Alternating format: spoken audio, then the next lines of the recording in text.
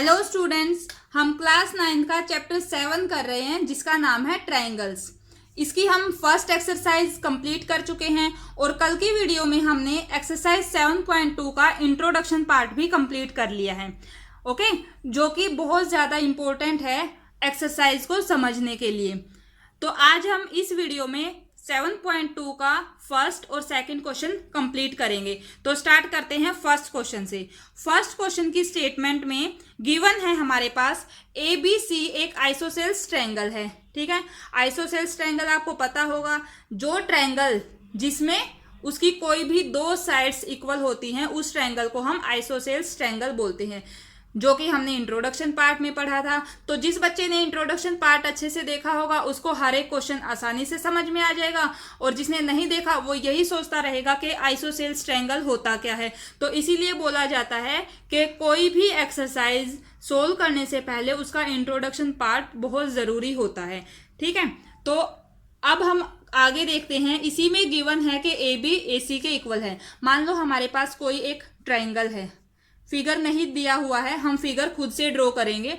उसके बाद आगे क्या है, bisectors of angle B and angle C. B और सी का जो बाइसेक्टर है वो इंटरसेक्ट करता है एक दूसरे को O पॉइंट पर। ज्वाइन करना है फिर हमें A को O से। तो सबसे पहले मान लो एक आप स्केल की हेल्प से एक ट्रायंगल बना लेंगे।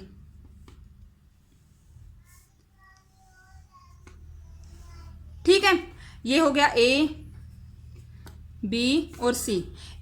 आइसोसेल्स ट्रायंगल है। AB हमारा जो है AC के इक्वल है, इसका मतलब ये वाली साइड इसके इक्वल गिवन है। फिर कहता है B और C, इसका और इसका दोनों के बाइसेक्टर बनाओ, और वो एक दूसरे को O पॉइंट पर इंटरसेक्ट कर रहे हैं। मान लो कहीं ये O पॉइंट है, ये हो गया इसका बाइसेक्टर, ये हो गया है इस वाले C का बाइसेक्टर। O पॉइंट पे दोनों एक दूसरे को इंटरसेक्ट कर रहे हैं।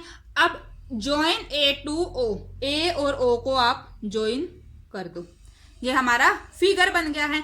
अब हमें क्या दिखाना है कि OB OC के इक्वल है, OB OC इसके इक्वल है। और सेकंड पार्ट में हमें दिखाना है AO bisect angle A, AO जो है वो इसको भी बाइसेक्ट करता है। अब आप सबसे पहले आपको बाइसेक्टर का मीनिंग पता होना चाहिए। बाइसेक्टर का मतलब ये है, अगर ये जो BO है ये इसका बाइसेक्टर है, इसका मतलब ये हुआ कि ये इस पूरे एंगल को दो इक्वल पार्ट्स में डिवाइड कर रहा है। सिमिलरली इधर भी ये और ये एंगल इक्वल है, ऐसा इसमें बोला गया है।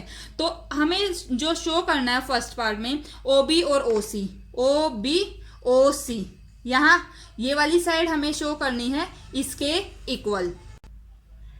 अब आप ये देखिए कि अगर मुझे इस और इस साइड को इक्वल प्रूव करना है, तो अगर मैं इस एंगल को इसके इक्वल प्रूव कर दूं तो साइड्स भी इक्वल हो जाएंगी, है ना, ऐसा ही है ना। तो आप देखिए, जैसा कि हमने कल की थ्योरम में पढ़ा था कि अगर किसी भी एंगल की दो साइड्स इक्वल हैं तो उनके सामने वाले जो एंगल्स होते हैं वो भी इक्वल होते हैं, हमने थ्योरम में पढ़ा था। तो हम इस चीज़ का यूज़ करते हैं यहाँ, क्योंकि गिवन है। जब हम इसका सॉल्यूशन करेंगे हमारे पास गिवन क्या है कि AB इक्वल है AC के। अगर AB ये वाली साइड इसके इक्वल है तो इसके सामने एंगल जो पूरा C है और इसके सामने जो B है, यानी कि हम लिख सकते हैं कि एंगल B वो इक्वल है किसके, एंगल C के। क्यों? क्योंकि गिव AB जो है वो इक्वल है AC के। ठीक है, और आप ये रीजन क्या लिख सकते हो कि जो हमारी इक्वल साइड्स होती हैं उनके अपोजिट वाले एंगल, यानी कि उनके ठीक सामने वाले एंगल्स जो हैं वो इक्वल होते हैं। ओके, हम यहाँ क्या लिखेंगे, angles opposite to equal sides of an isosceles triangle are equal। ये हो गया इसका प्रॉपर रीजन, ये दोनों इक्वल क्यों हैं। अब अगर मैं दोनों साइड हाफ हाफ कर दूं तो वो भी इक्वल होगा। मैं लिख देती हूं एंगल B/2 और angle C/2।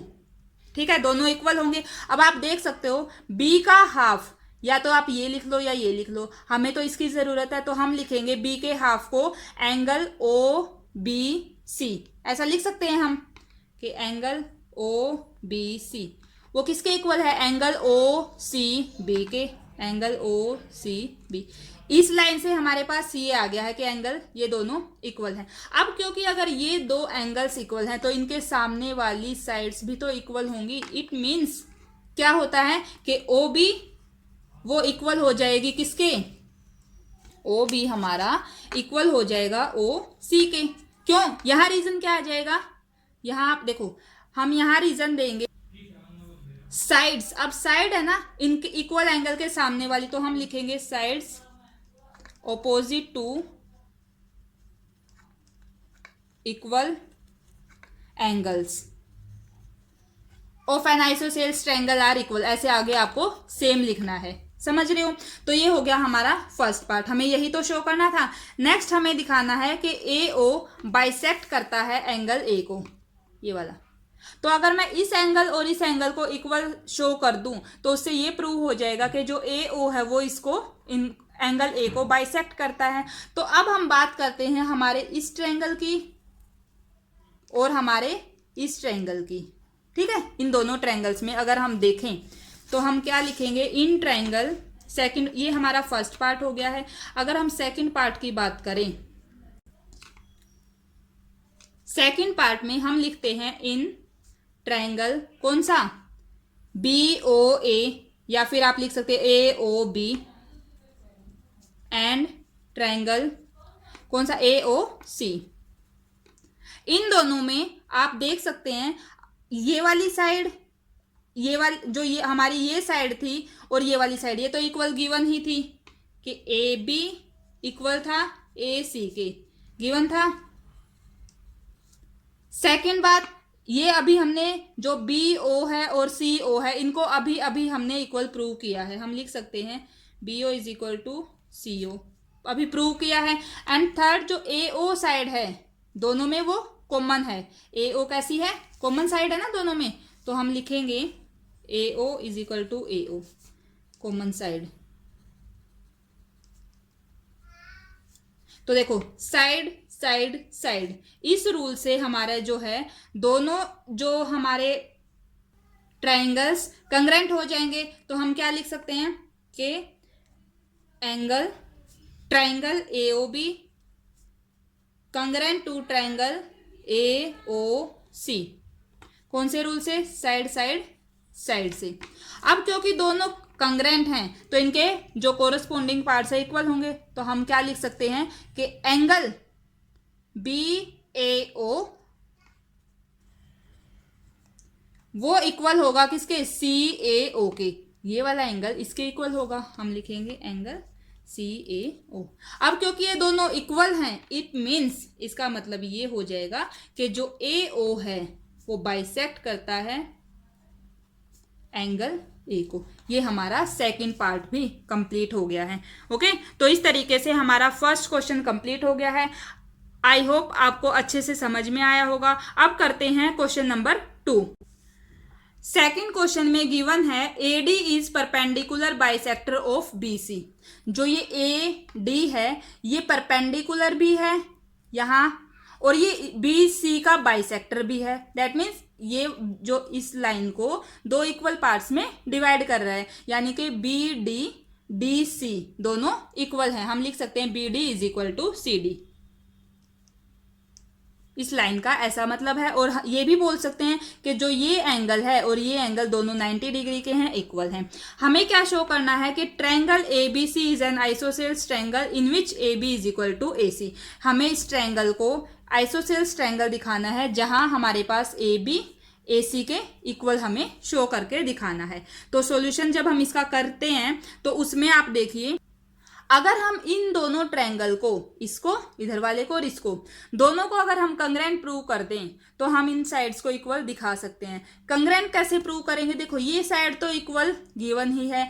Second point is ये एंगल इस एंगल के भी इक्वल है। और थर्ड पॉइंट इज जो हमारी ये ए डी साइड है वो दोनों में कॉमन है। तो बहुत ही इजी क्वेश्चन है। सॉल्यूशन स्टार्ट करते हैं इसका। जब हम सॉल्यूशन करेंगे तो सबसे पहले ये और ये इन्हीं दो ट्रायंगल्स को लेके चलेंगे। Triangle B A D in triangle B A D B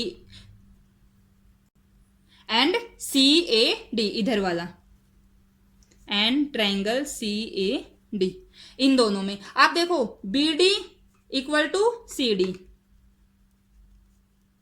जो कि गिवन है, ठीक है। ये एंगल भी तो इक्वल गिवन है, तो हम लिखेंगे एंगल BDA इक्वल होगा CDA के। ये भी हमारा गिवन था क्योंकि ये परपेंडिकुलर बाइसेक्टर था, समझ रहे हो। और जो हमारी AD साइड है वो तो इक्वल है ही क्योंकि कॉमन साइड है। तो साइड एंगल साइड से दोनों ट्रायंगल्स कंग्रेंट हो गए हैं, इसलिए ट्रायंगल BAD वो कंग्रेंट है ट्रायंगल CAD के। कौन से रूल से? साइड एंगल साइड रूल से। तो अगर ये दोनों कंग्रेंट हैं तो हम लिख सकते हैं जो हमारा AB है, इसलिए AB इक्वल हो जाएगी AC के। कौन से रूल से? CP/CT, corresponding parts of congruent triangle. समझ रहे हो, ये हमारा सेकंड क्वेश्चन कंप्लीट हो गया है। और लास्ट में हम क्या लिखेंगे? हेंस या फिर so triangle ABC is an isosceles triangle. Okay, तो अब आप देखिए जो ये CP/CT का हमने यहां यूज किया, ये हमने कौन सी एक्सरसाइज में पढ़ा था? फर्स्ट एक्सरसाइज के इंट्रोडक्शन पार्ट में। तो जो भी हम इंट्रोडक्शन पार्ट कर रहे हैं, तो ऐसा नहीं है कि जो हमने सेकंड का इंट्रोडक्शन पार्ट किया सिर्फ वह उसी का यूज होगा सेकंड एक्सरसाइज के क्वेश्चंस सोल्व करने में, ठीक है। जो भी हम चैप्टर में स्टार्टिंग से पढ़ते आ रहे हैं वो सारे के सारे कॉन्सेप्ट हमें नेक्स्ट एक्सरसाइज में यूज करने हैं। तो इसीलिए हर एक्सरसाइज का introduction part is most important to understand the complete chapter. Okay, complete chapter को आसानी से समझने के लिए आपको जो है इंट्रोडक्शन पार्ट देखना होगा। तो आई होप आपको आज के ये दोनों क्वेश्चंस अच्छे से समझ में आ गए होंगे। स्टूडेंट्स, ये थी हमारी आज की वीडियो। अगर आपको मेरी वीडियोस अच्छी लग रही हैं, आपके लिए हेल्पफुल हैं, तो प्लीज़ वीडियो को लाइक करना, चैनल को सब्सक्राइब करना और अपने फ्रेंड्स के साथ शेयर करना। Thank you so much.